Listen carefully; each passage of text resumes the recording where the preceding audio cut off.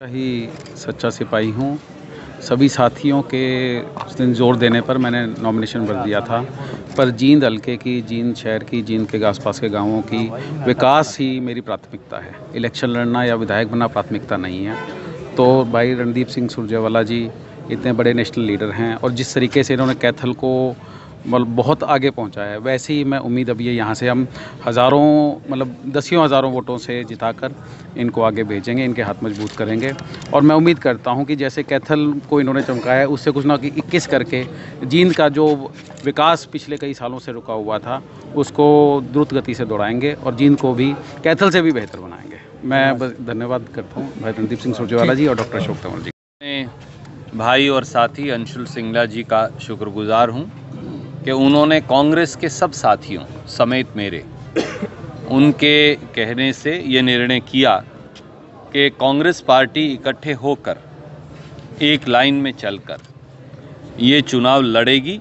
खट्टर सरकार की उल्टी गिनती शुरू है और अगली सरकार कांग्रेस की बने, हम मिलकर इस बात के लिए संगठित हो कार्य करेंगे।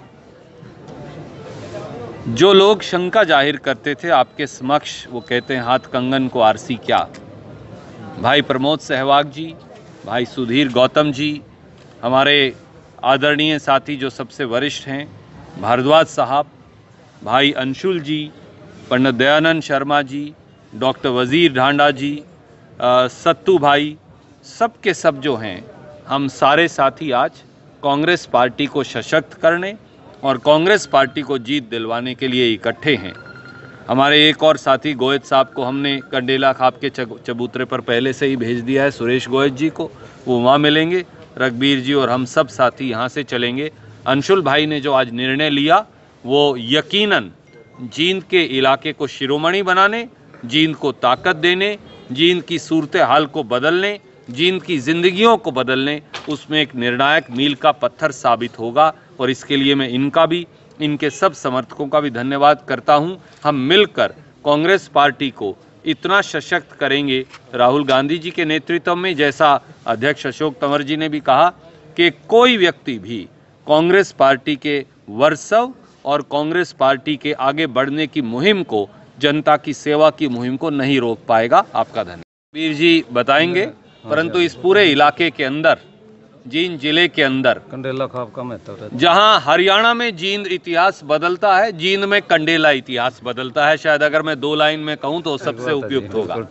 हरियाणा का इतिहास जींद लिखता है और जींद का इतिहास कंडेला के चबूतरे से कंडेला खाप जो है वो लगातार लिखती आई है।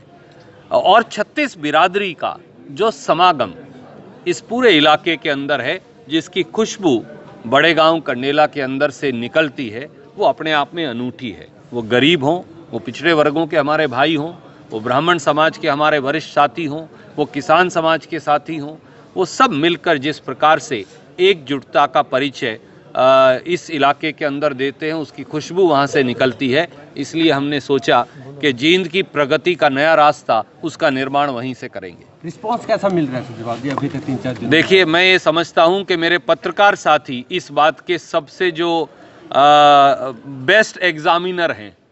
पेपर सेटर भी आप हो और पेपर का अनुमान लगाने वाले भी आप हो। पेपर आखिर में जनता लेती है और हम वो हैं जो विद्यार्थी हैं जिन्होंने पेपर देना है।